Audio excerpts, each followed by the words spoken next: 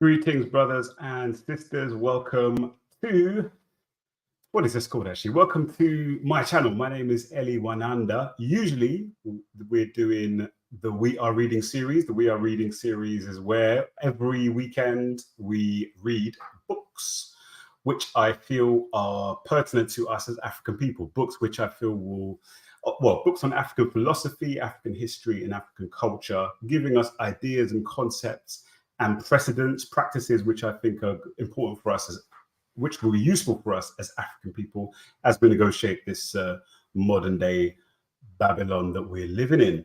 But today we're doing one of our periodical interviews or periodical kind of conversations with what you might call subject matter experts, where we get into a particular area of study which relates to us as African people. So today we are discussing the Kemetic roots of West African people.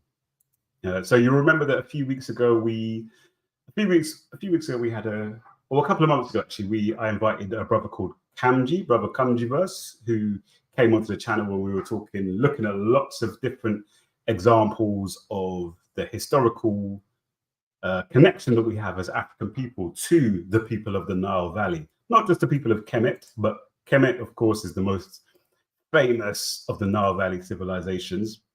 So we talked last time around. We looked into Brother Kamji went into great detail, looking into all of the examples, all of the evidence that links us as African people to the people of Kemet. We looked at archaeological evidence, we looked at genetic evidence, we looked at linguistic evidence, we looked at the traditions, oral histories of various African peoples. A real range of areas of evidence that we looked at, which left me by the end of that stream really, on the one hand, slightly overwhelmed, because there was a lot of information that I had not known about prior to talking to Brother Kamji, but also very inspired and very motivated, double motivated to stick on this whole journey of Pan-Africanism and African liberation, African consciousness, Black consciousness, all these kinds of things. Look, for me personally, this is like my TLDR for this whole subject. For me, looking at the history that we're going to be looking at today, looking at the ancient African history, looking at classical African history, which you might say is our history going back prior to the Ma'afa. That's how I put classical African history. Looking at those centuries, those millennia, going back so far back to the BCE area, shows that we are united as a people. We were united as a people, not necessarily living in complete peace and harmony all the time, but the fact of the matter is that where today you have the Baganda, the Bagisu, but the Acholi, where you've got the Amharic, the Oromo, where you've got the Igbo, Yoruba, Hausa, Fulani, Zulu, Ndebele, Shona, whatever you might want to call it, the Wolof, and so on and so forth. Now, that's what we've got now, and that's what we've had for some hundreds of years. But it's not that long ago that we all came from the same roots, literally from the same roots. So that kind of redoubles my efforts to know that actually, yeah, Pan-Africanism, as I said in a short video that I did earlier today, Pan-Africanism is our heritage, actually, and it's our destiny. I feel that us as African people, we have to unite. We must unite in order to liberate ourselves. And this unification or this unity is not some novel, brand new, exciting thing that's never happened before. And we're trying to rack our brains. Oh, how can we as Black people, unite? It's not a new thing. It's not a novel thing. It's just returning to our roots. It's returning to the source. So that's why I find this really, really interesting. I suppose you could say as well that this history is a very important plank of the work that I'm doing on this channel. So I talk about, African philosophy primarily through my book readings, but also African history and African culture, and they all kind of work together. I saw a really good tweet or a really good meme from it was I think it was, who was it? It was Wangarai Matai, I think. She said something like, culture is the kind of, oh, what was it? It's something like culture encodes the wisdom of a people.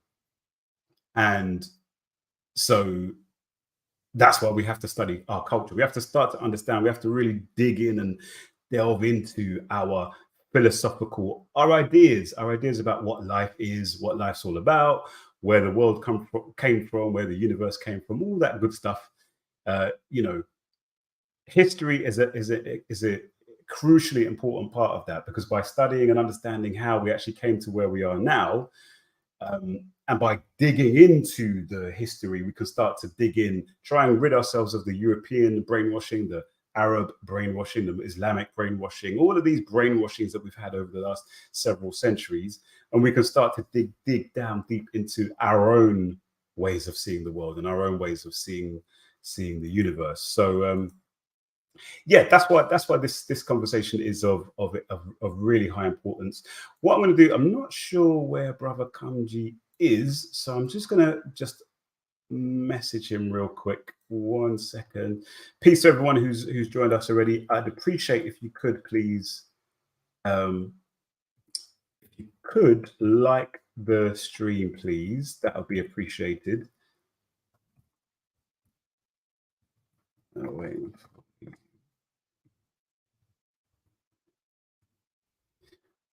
Okay.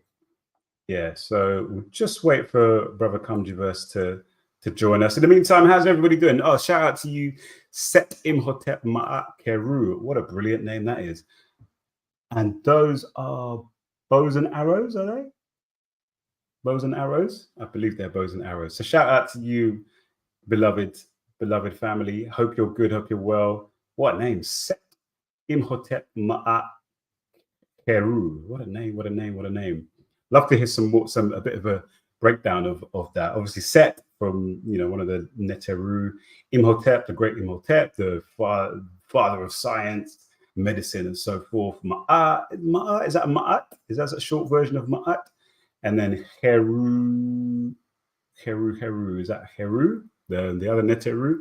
Maybe let us know what that significance of your name. That'd be much appreciated. I was talking funny enough to Brother Paul Morris earlier today. Peace and blessings to you, Paul. Lovely to have you on board as ever. Hope you're good, hope you're well over there in the big L, London town. And we were talking earlier, weren't we, about kind of about Kemet, and we're talking about mythology and the importance of mythology, and how mythology, is a critical part of our.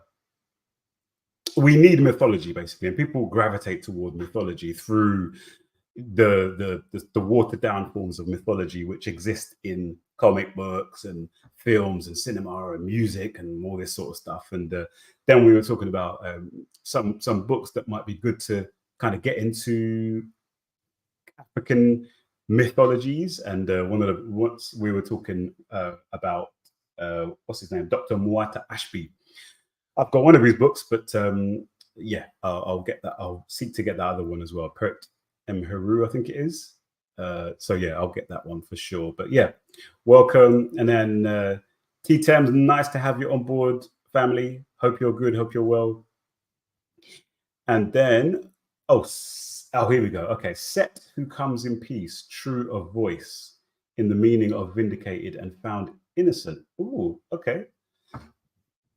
Set Imhotep, true voice, true of voice. All right. Love it, love it, love it, love it. All right. So let me just have a look and see where Kamji is at. Just bear with us 2 seconds. I know he's been a busy man today. He's been doing live streams here and guest spots there. He's been all over the place. So let's hope he hasn't forgotten about us. All right, here we go. Here we go. Here we go.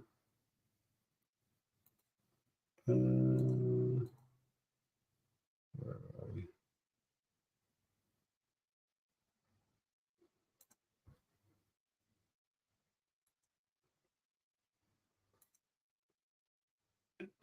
All right, so I've messaged him.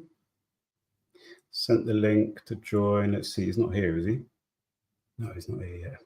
All right, we're waiting. Tell you what, while we're waiting, maybe. So the topic of discussion. I should put the banner up. The topic of discussion, or the title of our conversation, is Kemet versus West African tribalism. So let me just quickly add something here. Two secs. I must say, one thing I'm really happy and pleased about over this last 6 months to a year or maybe more. I've been on YouTube, but let me just, old man, get into my old man reminiscent. But I've been on YouTube for I've been on this channel anyway since 2009. So that's 14 years. And before that, I had another channel for a couple of years. So, but I've been in this kind of Pan-African Black conscious space, if you like, online for 14 years. And in that time, I have seen many trends, lots of things, lots of trends have come and have gone. When I first got into YouTube, there was a lot of, I was coming out of the Hebrew Israelite kind of phase, not phase, trying to be kind, but it basically, for me, it was a phase. So I was coming out of a Hebrew Israelite phase, and there's a lot of Hebrews versus Kemetics debates and all this sort of stuff, and that was all very interesting. And there've been various different trends. African history, Kemet, ancient Kemet has always been a thing. Do you guys remember a guy called? He's still about, but a guy called Sarah Sultan Seti, who was. I remember the days when he was like, he was all over the internet, swearing at, mouth like a potty. But anyway, there was a lot of that sort of stuff. But one thing, there was also a lot of people were uploading loads of video lectures from some of our esteemed elders and now ancestors, Dr. John Henrik Clark, Yusuf Ben Yochanan, Asa Hilliard, many people like that. Lots and lots of these kind of videos were being uploaded. But I don't think there was much serious scholarship going into about African history back in those days. That I don't remember anyway. I don't remember seeing that sort of stuff back in those days. But I am tremendously pleased and tremendously excited, actually, to see an apparent renaissance or an apparent growth in the amount of channels on YouTube which are getting seriously into ancient African history. Brother Kamjiverse is absolutely one of those. He does videos, various different formats, videos, live streams, shorts, digging deep into African history, particularly pre-dynastic African, pre-Kemetic, dynastic Kemetic African history, but also focusing a lot on the, what I like about Brother Kamji is he focuses a lot on the Sahel region, so Niger, Chad, Central African Republic, Northern Congo, that kind of area, going all the way across to your Malis and Nigeria, obviously, and so forth. And that's an area, as coming from the Anglophone former colonial zone of Africa, I've been kind of cut off from that whole part of the world. And so that's really good. But I love the fact there's people like Brother Kamji, there's people like Without History, there's people like, what's his name? The King's Monologue. And then there's another brother who I've not watched many of his videos, but is it Kuemelika or something like that? Loads of outstanding brothers, mainly, actually. Loads of outstanding brothers who are putting in the work, getting right into, clapping back against the Arab and European claims with regard to ancient Kemet being not black, smashing that. But not only that, showing the commonalities, showing the connections between us today, us people today, us black people today, African people today, and those of the ancient times in Kemet and Kuelimika. I believe he's actually from East Africa, so I must try and reach out to him, see if we can get some get him on board as well, because it'll be interesting to hear from someone who's from my neck of the woods, if you like, from East Africa, getting into some of these topics. But I'm so pleased and I'm so welcome. Set Imhotep, you said call in some titans. Yeah, absolutely, man. And there's probably a lot more out there that I haven't yet come across. But it's beautiful to see. I know that some of these guys, what's his name? King's Monologue, for example. My feeling is that he must be quite a young man, like maximum 30s. And what I love is that whereas back in the day, we kind of were just happy to just post lectures and low production value stuff. Nowadays, these brothers are coming and their production values are pretty damn high. A lot of AI imagery, a lot of crisp sound, a lot of crisp visuals, crisp and on point graphics and graphs and all these sorts of things. They're really raising the ante, upping the bar when it comes to Pan-African content, Black conscious content on the internet, particularly in the area of African history. So I'm pleased to be here, pleased to be able to see it kind of happening in action. And if you guys haven't come across those other channels yourself yet, then definitely check them out. Without History, I'd say King's Monologue, Kemet, why do I never get his name right? Kuelimika, Brother Kamjiverse. Who have I forgotten? No, I'm sure there's one. Of course, Home Team History. How can I forget? Home Team History is a bit of a pioneer in that regards. This young brother's been doing his thing for probably not that much shorter than since I've been doing my thing, but he's just been a lot more consistent, So all of these guys, send them their flowers, man, and support them as well as best as you can, because we should not take them for granted. Doing this work takes time, it takes money, it takes effort, it takes you're taking time away from your schedule, from your work, from your family in many cases. So make sure that you support these brothers and sisters, man. Make sure you support them. Set Imhotep, yeah, for real. So Shakara, of course, Shakara speaks. I know brother Shakara. He's from a similar part of London as I'm from, I believe, East London. Got Kush TV, yeah, for sure. Got Kush TV. They kind of went quiet for a while, I noticed. Their output kind of slowed down recently. But yeah, they've been doing their thing as well for years and years. Smash Rockwell's a name that I've been seeing. I think he joined. I had a look at, because I think Brother Kamji was on his channel earlier today or yesterday or something. Anyway, I checked Smash Rockwell's channel. He's been around since 2006 on YouTube. So that's what a year after YouTube even existed. So yeah, shout out to him, man. Must check out more of his work.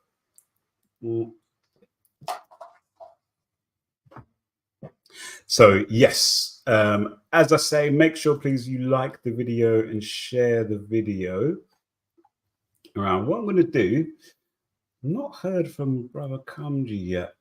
Where are we?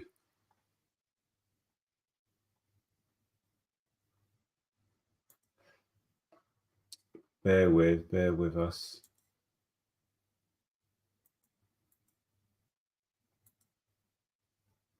Where is he now?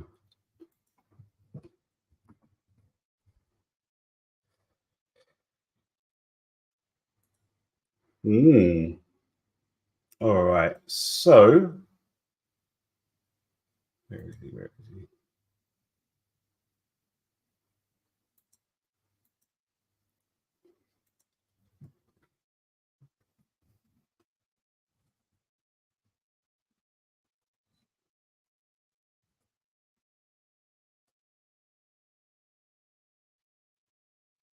Okay, here we go. If anyone has got a connect with Brother Kamji, then just holler at him if you can. I've messaged him on Twitter and on YouTube, and no answer yet. So I presume something's happened with him. So we'll give him a few more minutes to kind of get his stuff together and whatnot. So wow, let's freestyle. What should we talk about?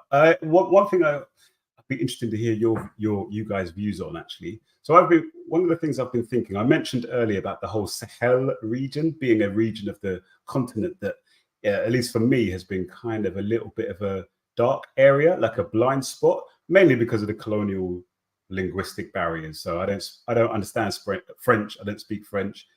So I can't read a lot of the stuff that comes out of your quote unquote francophone African countries. However, it's very evident to me that that zone is of critical importance. I've said for many years that Congo is a critically important area, and it is.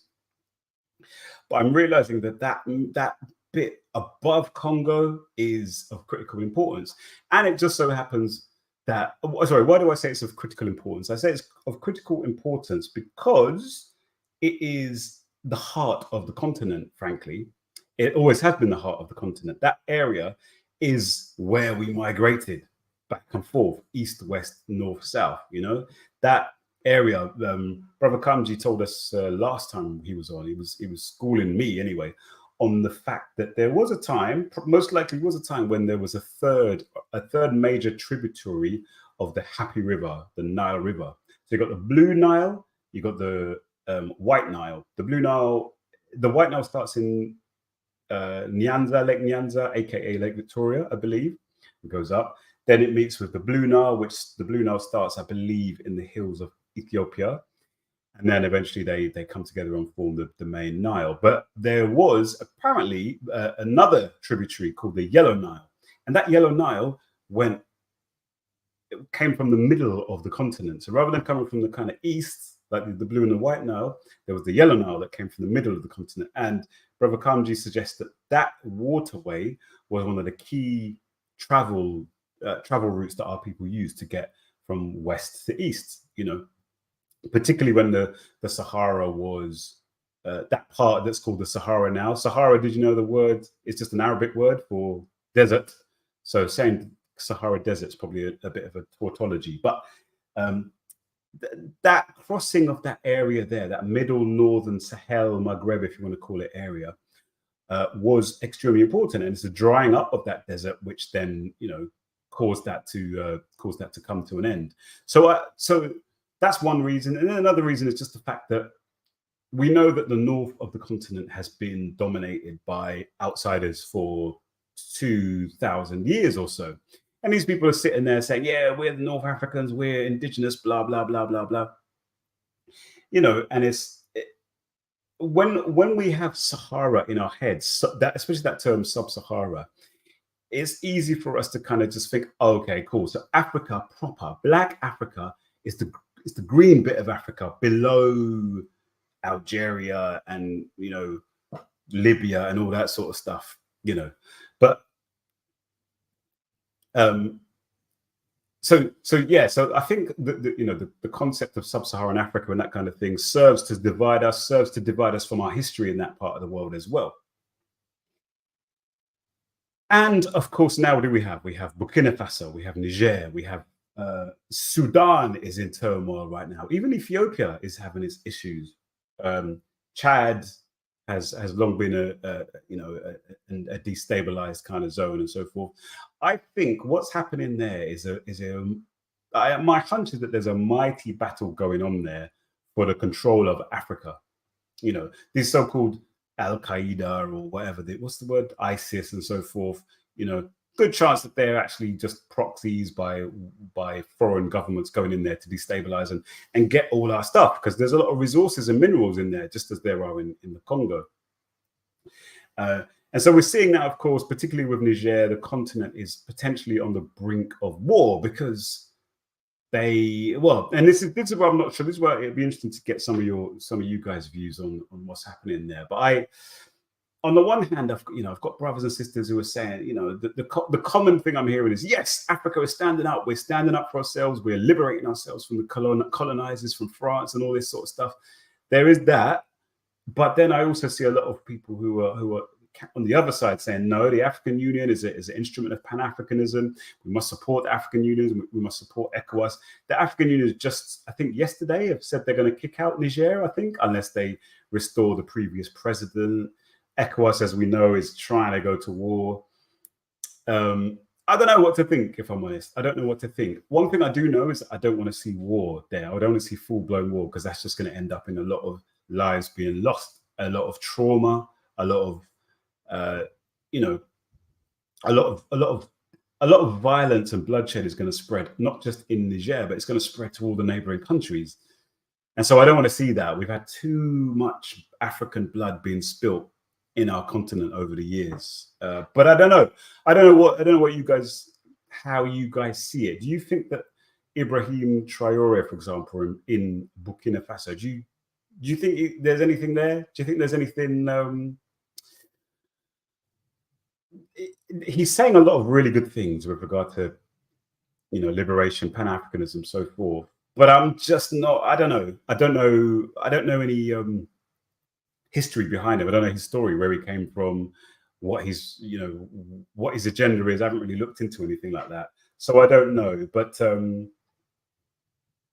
I think I just think it's very timely that we are discussing some of these things with regard to that area, because I suppose one of the reasons it's important to discuss this history is because then we can connect ourselves with that area, with that land, and with those people, and understand that there might be the Hausa Fulani versus Southerners beef in Nigeria, for example. Yes, there's all that sort of stuff, but probably, if we understand that we are just branches from the same tree, and not even that long ago that we branched off from that tree, perhaps we might be a little bit more able to kind of come together and hash out things without necessarily needing to go to war. So I've got a couple of Set in Motep, peace to you, my brother. I assume you're a brother. Yeah.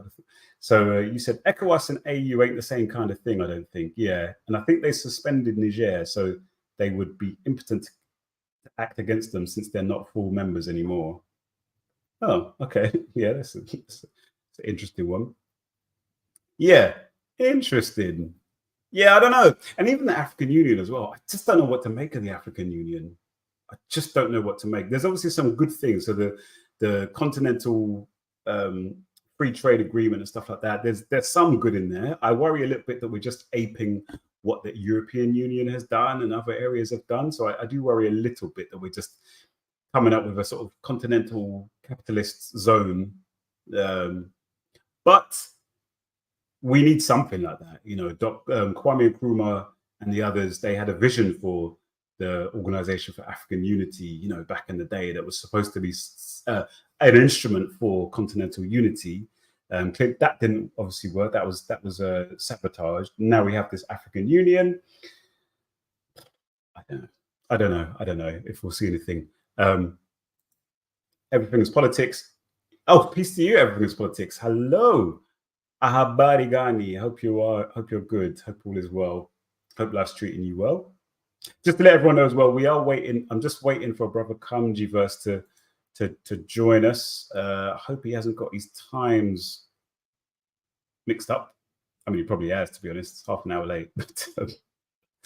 But yeah, everything is politics. Let's have a look at this. You said ECOWAS and the AU are currently not tools for Pan-Africanism. Although the military takeover isn't from the grassroots, there's potential for the grassroots to influence the direction of change of power. Yeah, that's the thing, isn't it? That's the thing. I mean, yeah, I suppose you could maybe look at somewhere like Cuba. And from my understanding of Cuba, the Cuban Revolution, is that initially that was quite a small thing. It was just this, small vanguard, this small group of people who, did the thing, Che Guevara and so on, the Castros and so forth. But then over time, they moved much further toward the left, much further toward the, the socialist kind of outlook. And maybe something like this could happen with these uprisings, and certainly the uprising in Niger. Yeah. Was it July the 26th movement? I think they call it in Cuba. The date when they came down from that mountain, Sierra Maestra, which I've been to.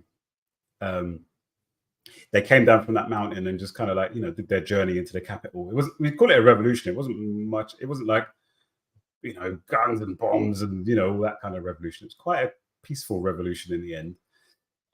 But yeah, it was a stimulus. It was catalyst for quite enormous changes, which have reverberated around the world and around the continent, including the continent of Africa. So we'll see if that can happen here with Burkina Faso. But again, I am starved of information about what's going on. Not Burkina Faso. Burkina Faso, but also Niger as well. I'm starved of information because of the language barrier. But Let's have a look. Setmotep, you said, at this moment, it seems like the AU is standing with the West African states, chattering against them in public, but consciously refusing to act. Interestingly, Tinubu in ECOWAS is a different corrupt matter. Yeah, well, my goodness me, Tinubu, allegedly, I probably need to add, allegedly Tinubu was basically a drug baron, a heroin baron or whatever in the US. And this old guy is now the president of the Republic of Nigeria. And yes, they yeah, it wouldn't, from what I see, it does look like Tinubu, because obviously this is the thing, Nigeria is the economic powerhouse, potentially even in the whole continent. Certainly it's out of them and South Africa, economically speaking, and probably militarily speaking as well. Nigeria is I'd imagine, I don't know, but I'd imagine that Nigeria is probably up there with the likes of Ethiopia and, I mean, maybe even someone like a Rwanda for military strength. Rwanda, it sounds counterintuitive to say Rwanda, but as small as that country is and as small as that population is, what, 10 million of them or whatever it is, 15 million, they do carry quite a, they carry quite a punch, if you want to put it that way. So Nigeria is a powerhouse, and this is one of the reasons why I certainly need to pay more attention to what's going on in Nigeria, because if Nigeria could, if a genuine revolution, or even just revolutionary, or even just people-oriented regime could come to power in Nigeria, then my goodness me, we would see some huge result, some huge impact. I think we'd see a huge impact of that in Africa. For example, they would be able to put pressure on ECOWAS to start to do things which are in the interests of African people, rather than just doing things which are in the interests of the foreign backers and so forth. And actually, one thing I'm going to do is share a news story which you may or may not have seen with regard to another what's the word? Another entity called the BRICS, which I'm sure you know of: Brazil, Russia, India, China, and South Africa. So this BRICS, I've been hearing about the BRICS organization for about 15 years now. BRICS has been around for many, many, many years. How can I make this look right? Here we go. Yeah, there we go. So I saw this article that was posted on Facebook recently. Very interesting news. Basically, this is on Al Jazeera, and you'll see a wall of BRICS, the significance of adding 6 new members to the bloc. So BRICS, as I say, this is what BRICS has been known for: Brazil, Russia, China, India, and then they added South Africa at some point, maybe a year or two later. But what's happening now is that they've invited 6 other nations to join: Argentina, Egypt, Ethiopia, Iran, Saudi Arabia, and the United Arab Emirates. They've been invited to join the grouping of top emerging economies in January 2024. So in 4 months, they've said you can join. And if you look through the rest of this article, which was posted on the 24th of August 2023, there's some interesting bits of information in there. It says that here we go. The bloc, which was formed in 2009 with Brazil, Russia, India, and China, first expanded to admit South Africa in 2010. Now it says it is seeking to grow a stronger coalition of developing nations who can better put the interests of the global South on the world's agenda. It's apparently more than 40 countries have expressed interest in joining BRICS, and 23 have formally applied to join. And then all this stuff, blah, blah, blah, standards, criteria, procedures, principles. So I quite like the sounds of this, because it's an institution. It is an institution being created ostensibly in the interests of, creating. There's a lot of talk lately about the need to create a multipolar world. You know, for a very, very long time, we've had the USA was like the pole. You know, well, for a long time it was USA and then the USSR, you know, Soviet Union were the two poles, East and West. I remember that when I was very young. Still, Soviet Union was a thing, still, just about. Then Soviet Union collapsed, and for a while it was just USA, and then the EU started to kind of, you know, come up as a power base. Then Russia's kind of come up, and of course China has kind of come up. And what this is obviously China. China are clearly behind this overall thing.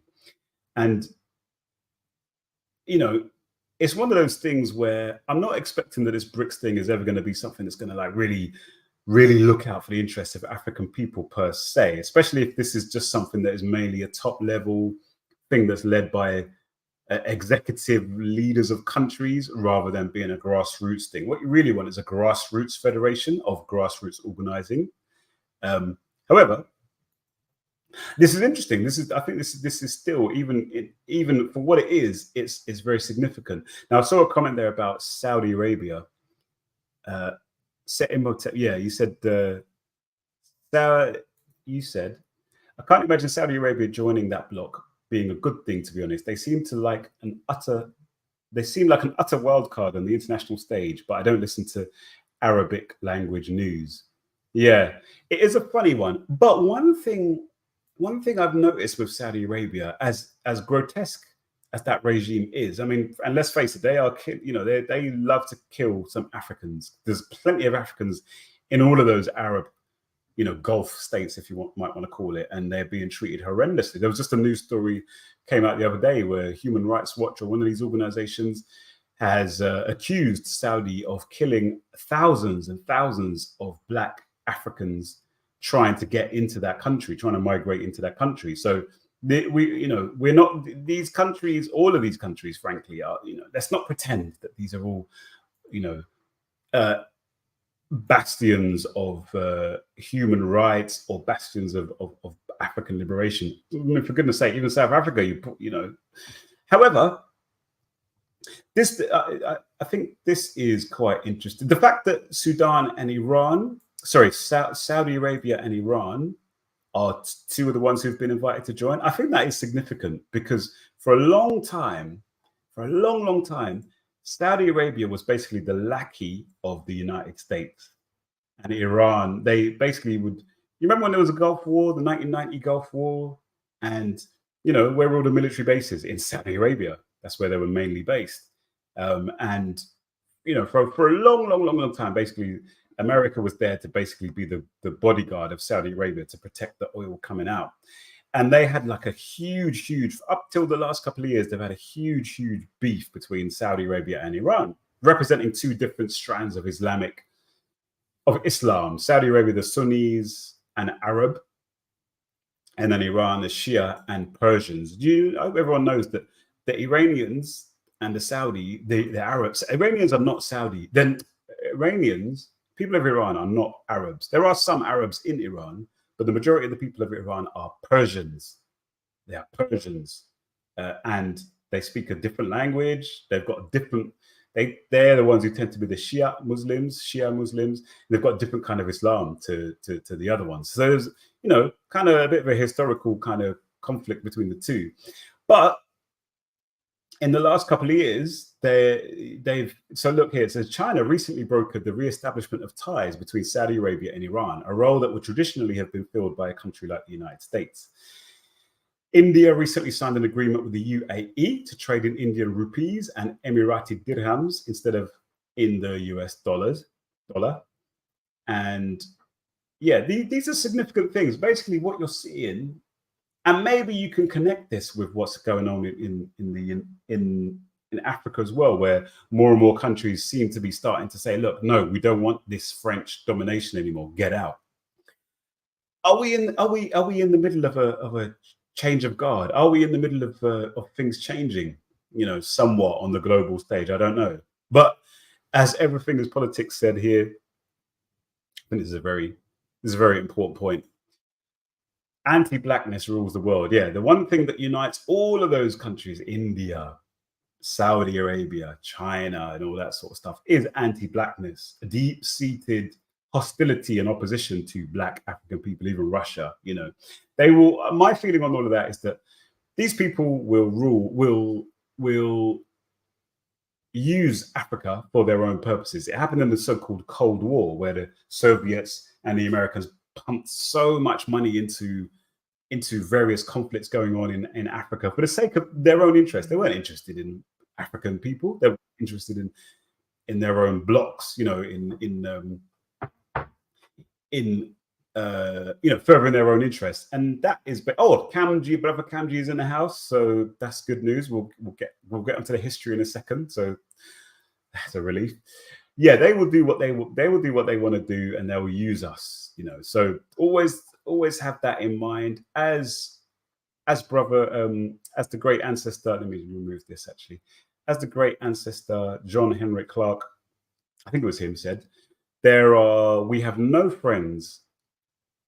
We have no friends, no permanent friends, rather. We only have permanent interests, you know. So let's never forget that fact, you know, as we're building we should build alliances and so forth and work together, but never take your eye off the prize, if you like. We must bring ourselves to a situation where we are able to stand on our own 2 feet, and we're able to do what China did brilliantly.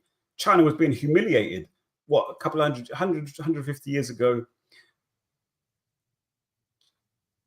China was being humiliated, whereas, you know, within 100 years, they turned that right round. Now no one's going to mess with China. Oh, all right. We're going to get brother Kamji on in a second. Let me just go through some of these comments here. There was a time zone confusion going on there, but you know, here we go. A couple of articles here. Brother Kamji, we're gonna come and join you in about 5 minutes. Let's just go through some of these comments here. So we've got so everything is politics. You said, yeah, Africa desperately needs a shake-up, especially Nigeria. Yeah, the situation in Sahel could be a catalyst. We just have to see what happens, man. I'm naturally I'm like a sort of, what's the word? I can be a bit pessimistic about things, you know. So yeah. Oh, hold on a second. Yeah. So hopefully we'll be able to do that. What we got here? Hang on a second.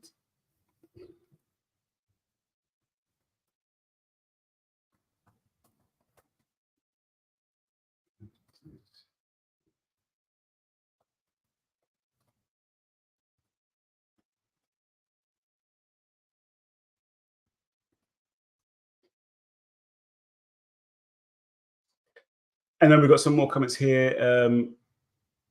Trigger happy. Cool. One sec.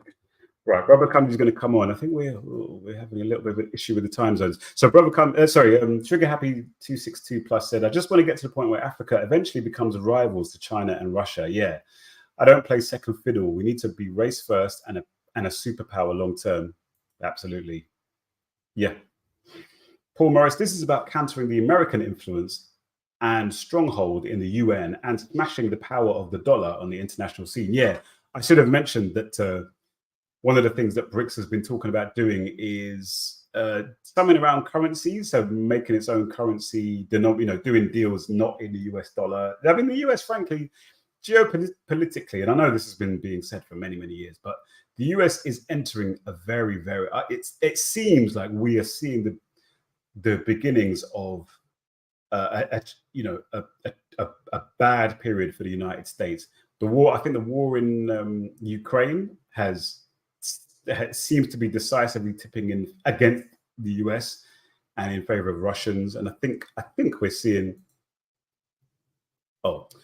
seeing that happening now. What I'm going to do, guys, let me bring on brother Kamji verse, because he's got some news for us. So yeah, let me just bring on Brother Kamji. We'll come back to this convo in a minute. So one second. Brother Kamji. Hey, what's good? Can you hear me? Yes, indeed. I can hear you, sir. How are you? I'm doing good. First off, deep apologies. I totally messed that up. I was anticipating like 4 p.m.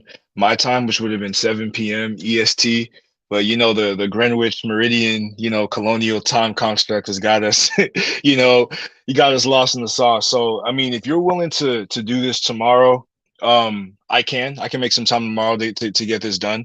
Um, but Sunday, not so much.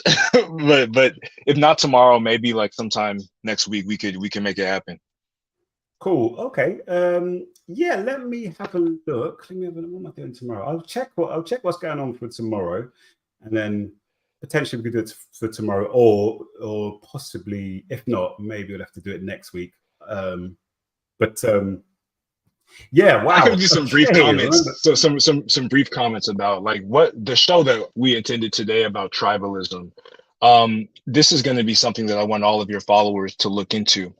So if you are familiar with ancient DNA analysis, right? Most of the white supremacists, the racist, they're moving in with the line that West Africans have archaic human ancestry and that West Africans are not fully Homo sapiens sapiens or not fully modern humans, right? And that's going to be the anchor of my conversation when we eventually have it. Just to clarify these things, because believe it or not, a lot of the individuals, unknowingly who are engaged in West African tribalism, and they're promoting things like the Saharan hypothesis of African cultural unity, they're actually reinforcing a lot of these white supremacist narratives to denigrate the humanity of African people, particularly West African populations. So that's going to be a little tingly thing that we can kind of simmer on when we eventually get a chance to speak. And I want those in the audience to look into that. And I would just say this: the conversation will be centered in on the Tichet civilization because that is like the prized possession of West African tribalists. It'll be centered on that, and I'm going to make sure, because I couldn't make it today for time constraints, I'm going to make sure that I have a really in-depth and fun and enjoyable presentation so that all of your followers can enjoy it. Good stuff. Good stuff. All right. Yeah. Oh my days. So basically, what he's saying there, guys, in case you didn't hear, is that we're going to have to reschedule our, our conversation to next week because Brother Kanji struggles with telling the time. Oh no. Yeah. We got the time zones mixed up, so that's the thing. Just before you go, because I think you said you got a meeting interview in a few Yeah, I got minutes. a meeting in like 10 minutes. Yeah, you said that. So people are saying that West Africans are descended from like non Homo sapiens, basically. Yeah, Is there's it there's specifically West archaic. Africans or just all Africans? They're saying that. Well, all Africans, but more so West Africans, because late in history, even as late as like 13,000 years ago, if you look at Iwo Ileru in Nigeria, he had a morphology that was not completely a modern Homo sapien sapien. So his Mm, morphology was more so connected to pre-Homo sapien sapien populations. And West Africa was dominated for the majority of West African history until about, 24, 22,000 years ago. West Africa was dominated by non-Homo sapien sapiens. The key mm, is those are not our primary ancestors. Our primary mm, ancestors, if you look at autosomal genetic data, our primary ancestors are related to these so-called Nilo-Saharan populations. And I use so-called because Nilo-Saharan is a hypothetical category, like Afroasiatic and Niger Congo. So mm, following the Ethiopian migration model, we actually descend from a Hapi River Valley, or a Nile, if I were to use the Arabic term, continuum. And our ancestors arrived in West Africa, most modern West Africans, about, 4 to 3,000 years ago. That's what the autosomal analysis of Mark Lipson says. And Kevin McDonald, I'm kind of getting into my presentation, many presentations I've given. Kevin mm. McDonald, in his analysis comparatively of Jan Vantena's work in Central Africa, lists, you know, 4,000 to 1,500 years ago as the assimilation period where what Mark Lipson calls the ghost modern lineage, or the modern Homo sapien sapien lineage of West Africans related to the Shumlaka culture that descended from the Matupian culture in the Congo Basin. These Mm. ghost modern populations were assimilated and they lost their quartz microlithic culture. They lost their languages. A remnant of that is Ja'ala in northeastern Nigeria. Most West Africans have terms for these people that they respect the proprietary rights of the land in their many divination rituals. So there's a ton of evidence to suggest that, you know, the ancestors of modern West Africans arrived in the area recently and replaced previous pre-existing populations. And we're going to get into that. And it kind of proves why, you know, the notion of a separate, isolated, what's called isolationism, the first cousin of diffusionism, as a monoconal or one cause archaeological inference is invalid. And you cannot separate the development historically of West Africa from the rest of the African continent, because we are deeply interrelated. So these people, these tribalists, and Everything's Politics said that she didn't like the use of the term tribalism instead of ethnic groups. But so these tribalists, they what are they? They're basically arguing that, and we're going to obviously not going to go into detail now, but they're basically, are they trying to say that West Africans are separate from other Africans? Or essentially like you'll hear them say that West Africa didn't need Kemet, or you'll hear them say that West Africa, you know, didn't need Eastern Africa, or some of them will even be as crazy as to say that West Africa didn't need Chad, the Lake Chad Basin, which feeds the many rivers of West Africa, specifically the Benue, the Jaliba, also called Niger, the Senegal River Valley. They're all connected on a highway. But they don't understand the population dynamics. This is something I'm going to get into as well. 20 to 12,000 years ago, the majority of West Africa was uninhabited due to the Ogolian hyperarid. It was a hyperarid zone, and it was not suitable for human habitation. And at that time, the majority of the ancestors of modern West Africans were actually in Northern Africa, right?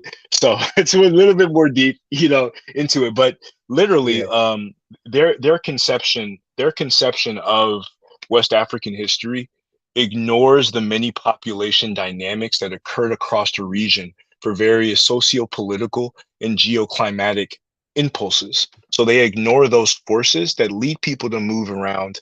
And they forget the fact that, you know, our ancestors 10,000 years ago, they weren't thinking, oh, I'm in West Africa. Oh, she is in Central Africa. He is in East Africa. They saw someone with a big bum or with a big booty. They saw someone with, you know, some nice things, and they were interested, and they intermingled and they mixed together. I mean, that's kind of the history of humanity. So we shouldn't really like impose our own, you know, socio-political hangups on the historical record, because we'll find that it just doesn't work. Yeah. Okay. And then cool. All right. So we're gonna do next week. Would this time next week work for you, Brother Kamji? What day would that be? Friday the 20th, the September, I think, next week. Yeah, first Friday first. One doesn't necessarily work the best for me, because like at this time, like I'm still like either at work or I'm handling something. He said nyash. Nyash is a virtue. So like, because I kind of want to do a show where we can interact with people afterwards. So like, yeah, and it's difficult because I think you're 8 hours ahead of Eastern Standard Time. I think we're 5 hours ahead of Eastern Standard 5 hours ahead of Eastern Standard Time. Yeah. So the best times for me, honestly, would be like I have an hour opening like around 3, and then after that, and I'm thinking 3 Eastern Time. About 3 Eastern Time, I have an hour opening, and then after that, the earliest that I could be open is like 7 p.m. Eastern Time. So that kind of makes it a little bit difficult because that's midnight for you. Midnight, yeah. Is that anyway? Yeah, We'll figure it out. We can work it out. Is that for all? Yeah, we'll work it out. We'll work out a proper date and time. If it means I have to stay up late on one night, then it can be done. You know, it's just I'll have to just ask the. And I'm much more open. Typically, I'm much more open on the weekend. So like, if it could be an early morning thing where, you know, maybe I wake up a little bit early, and like 8 my time would be 11 East Coast time, and then that would be 4 p.m. your time. Something like that. Yeah. Okay. So that's doable. Yeah. All right. Cool. We'll work something out. We'll work out the. For sure. I appreciate you inviting me on. You know, just giving me an opportunity to express my views and research. Oh, it's a pleasure, man. I've been this last few days, I've been like trying to dig it. Before you go, you talk a lot about of the stuff you talk about, like specifically one of the ones is the Wangara, the Angalam, and what's the other one? Those three. Wangara, Tajara, Zagara, and Ngalam, and the Wangara inter-empire. Yeah, exactly. After Merowe fell, so after the Ethiopian kingdom, yes, Merowe. Oh, and then they moved over to. When I Google, nothing comes up for any of these. For probably about 75% of what you talk about, nothing comes up. Yeah, it's because it's mainly in French and Arabic sources from the medieval period. And I'm slowly but surely beginning to translate some of this stuff, but the language barrier is real. Yeah. It's amazing because like you're talking about this, that. Literally, I go off and do my usual, Google Scholar, at least, and like literally nothing comes up. And so I think there's a lot of this stuff that you guys, people like yourself, are doing and others are doing. I think is part of that translation thing because even the stuff talking about this stuff in English in videos is part of it because it's getting it out to us. And I'm going to say something like before I leave, like a lot of the texts that I reference are part of the AU library, like the official AU library. If the AU cares about African people, they would translate these texts into as many languages as possible. But that's a whole nother discussion about some of the inadequacies of the AU because I shouldn't have to do that. Yeah. Oh, for sure. And funny enough, we were just talking about the African Union just before you joined us. So, but I kind of feel bad, so I really want to like make sure that this presentation is good and it's vibrant and it's acceptable for the brothers and sisters out there. Yes, we'll do it. These things happen, man. Don't feel too bad. Sometimes things have a reason. Everything's politics asked for your credentials, so yeah, I'll make sure that before we well, I'm not necessarily I always source PhD scholars and historians. I never make claims myself.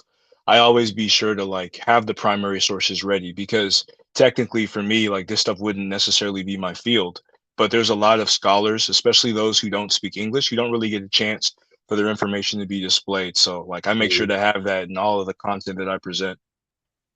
Yes, you do. That's very, very true. Nice. Good. Okay. All right, brother Kamji, I know you've got to go to your meeting coming up. So yes, I do. I'm glad you're able to dip in at least and just say hi and give a little teaser.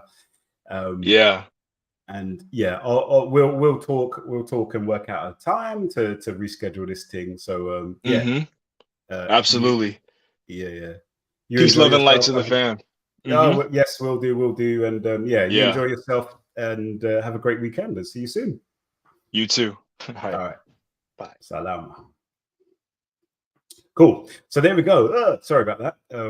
We got the time zones all mixed up. So that, it happens.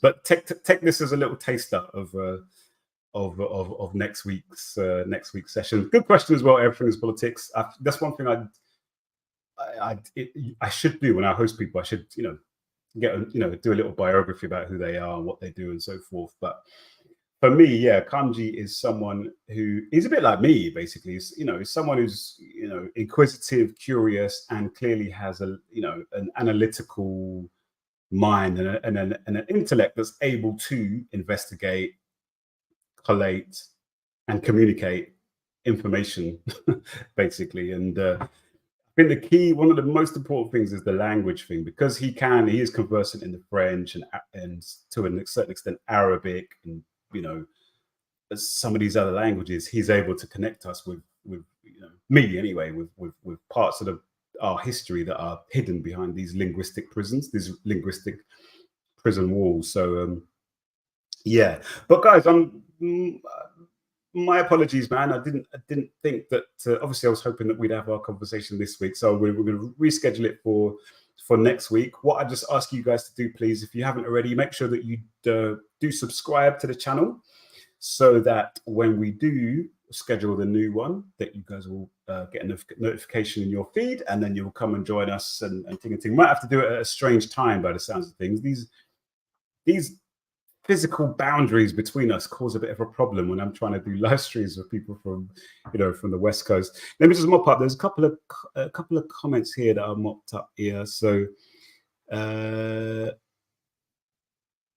yeah, so Set Imhotep, you asked, what's in the UK water that's got all you brothers coming out with the knowledge? All the British accented folks going hard these days. Is it though? Okay.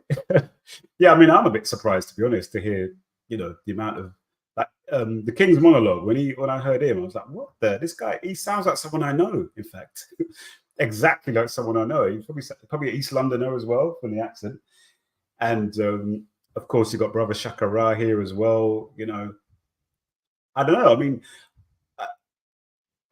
mean, I have heard Africans in America saying that they have the impression that we're more conscious here in the UK than proportionally. There's a higher percentage of conscious Africans here in the UK that I've heard it said than there are in the United States. And that's weird for me to hear that, because trust me, here in the UK, it doesn't feel like that.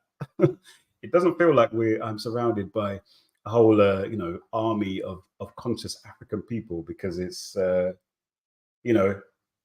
It's actually rare to come across conscious African people here in the UK, if I'm honest.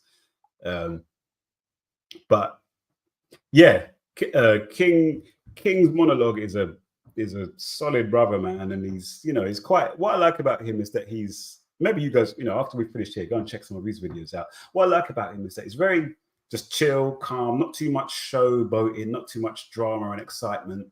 And there was a time back in the day that if you were like that, your channel would never get anywhere.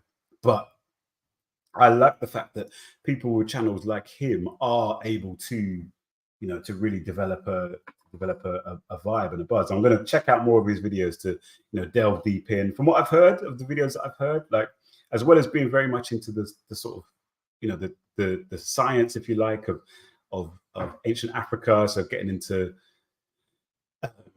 he does a lot of reconstructions based on statues and stuff. He'll do like reconstructions of faces. But also the last video I watched of his, he was debunking some Arabs who were trying to say that the ancient Kemet you were white, and really solidly doing it. And in the process of doing it, many times he would reference. He sounds like a solid Pan-African brother from the sounds of things. So that's a good thing. Of course, Robin Walker. I mean, Robin Walker's from the analog age. Robin Walker was doing all this sort of stuff before the internet came about here in the UK. Again, a very, very, very, very knowledgeable, very, surprisingly funny brother as well. You wouldn't have thought he'd be as funny as he is, but he's quite a funny guy, and very strong with his message. So absolutely big up a man like him. And this country, Africans in this country, there's a very, very strong history of Pan-African organizing and so on and so forth. So maybe it shouldn't surprise us. It's a shame maybe we're a little bit cut off from that heritage. But yeah, man, this kind of Black Africans in Britain, we've been doing some bits here and there. We've been doing some bits, but yeah, we're the 51st state, so we're always kind of in the shadow of you guys, somewhat. Yeah, and then Trigger Happy, you were saying that you remember talking to a friend who proclaimed we aren't connected to East Africa. Yeah, I've heard that all the time. Even people in East Africa as well will say the same thing. Oh, that's the West Africans. Da, da, da. And a lot of it comes around to that whole Bantu, Bantu. They're not Bantu. We're Bantu. They're not Bantu. And I know Brother Kanji's, spends a lot of time debunking those terms like Bantu, those categorizations. Niger, was it Nilo-Saharan, or what are they called? Niger Congo and all that sort of stuff, But yeah, it's the reason I like this sort of stuff is that it confirms what I've just always thought. And if you just looked at each other, you just say, look, we are Black people, we're just the same, You have to look, for me, I had to learn. So people had to tell me over time that actually you're different to Olu. Actually, you're different to him. You kind of look like him. You're different because he comes from this part of West Africa, but you come from this part of East Africa. You know what I mean? And then even I had to learn. People had to tell me, like, you're within Uganda. Oh yeah, no, these people are Bantu, so they're kind of like you, but those people are, what they call them, Cushitic or Nilotic, so they're different to you. You have to be taught. I feel like you have to be taught. You have to be taught out of Afrocentrism. You have to be taught out of it, because it's just, I personally think that it's just normal. My children, I see it in my children, they're just like, you know, if we're watching the athletics, it's like, yeah, we're rooting for the Africans. Do you know what I mean? Obviously, I've had a lot of part to play in that, you know, kind of, you know, schooling him and all that sort of stuff. But yeah, anyway, then you've got all these conversations about big booties, yeah, nyash. Okay, yeah, Then Trigger Happy said, it's all a spectrum in the African world. Some places may be low, doesn't mean that there isn't revolutionaries. Yeah, some places are high in consciousness due to revolution, doesn't mean there aren't wolves there. Yeah, of course. And then you said, life started in East Africa. Never made sense to me that we weren't connected to the region. Have whole ethnic groups in West Africa that are also in East Africa. Yeah, for real. The Fulani are one of them. The Fulani, and another thing as well, when I listen to the music that comes from like your Malis and then Sudan and even Ethiopia, Somalia, to me, they sound very, very, very similar. Just like when I listen to music from, you know, the drums, they just sound very similar. It's, you know, it's not rocket science. We're basically the same. We're basically the same. And it's not fanciful to say that. It's historic and it's factual to say that, you know. And then Set Imhotep, you said, it's funny you say that. The way some people would have it, people don't look like you in East Africa, only like Horn Africans. Yeah. Yeah, and then even that whole thing. Someone said the other day on Twitter, someone said that the Fulani, said, oh, the Fulani are not Africans, they're mixed. And that's one of the things I was going to ask Kamji about today to kind of get into, because I've heard that sort of thing a lot in the past. This idea that the Fulani and even the Somali and Ethiopians and so forth, like, oh yeah, they're not true Africans because they've been mixed.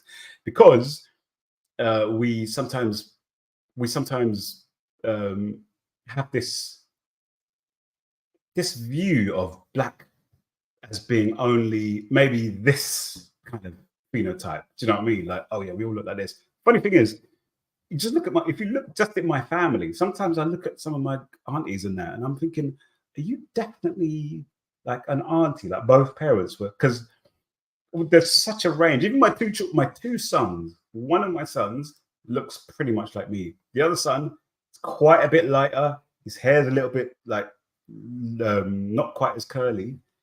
You know, we look quite different. We forget sometimes that we, being an ancient people, there's going to be differences between us. Yes, there's going to be phenotype differences. We're going to look different. Some of us are going to be taller than others overall. The likes of what they call the South Sudanese, you know, are generally going to be taller than probably the average Ghanaian, for example. Doesn't mean but they're still Africans. You know what I mean? They're still Black. They're still Black Africans. And again, this is where this history that we're kind of getting into is so important, because it adds weight to what might seem like lovely, oh, we're all the same. It's like, oh no, we just are the same. Do you know what I mean? We just are the same. Historically speaking, genetically speaking, culturally speaking, all this sort of stuff, we are basically the same, you know.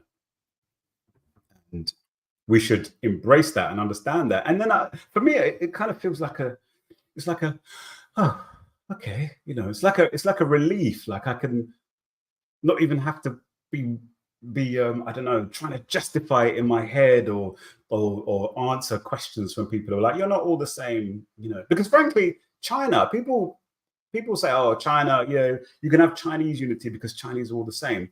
They might be largely, well, two things. First of all, no, they're not all the same. There's different ethnic groups in that state of China, you know, very, very, very different ethnic groups.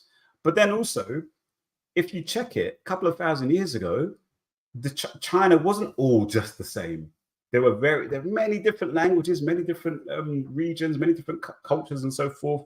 But what it took, obviously being, you know, these Eurasians, what it took was a whole load of conquering and subjugation and suppression of other languages and customs and cultures to get to a point where you now do have this apparently homogenous kind of Chinese culture. But it wasn't always like that, actually, you know. So if they can do it in the way that they do it, the conquering and so forth, we can do it because we did it before them. Before we were all, you know, all one, all basically one together and so forth. We can do it again. And then, yeah, Zizo, sub-Saharan African model. Exactly. That was a shock for me. That was from a Kamji video recently that I saw. He got it from somewhere else. But yeah, that term, sub-Saharan Africa, was a term that only really came into usage, I think, in the 1970s and then popularized in the 1980s. That in and of itself tells you all you need to know. It's just a trick to divide us, you know. So anyway, cool. All right then, guys. Well, thank you, Asante Sana, which means thank you, plural, so much for joining us today. My apologies once again that we weren't able to get what we wanted happening today, but it's been a good conversation. I'm glad to meet some of you guys. You know, some new names I've not seen on my videos before. So really blessed to have you with me today, with us today. And yeah, we'll look to schedule something with Brother Kamji next weekend. It sounds like, from what he was saying, likely to be on a Saturday probably, but I'll keep you posted on that.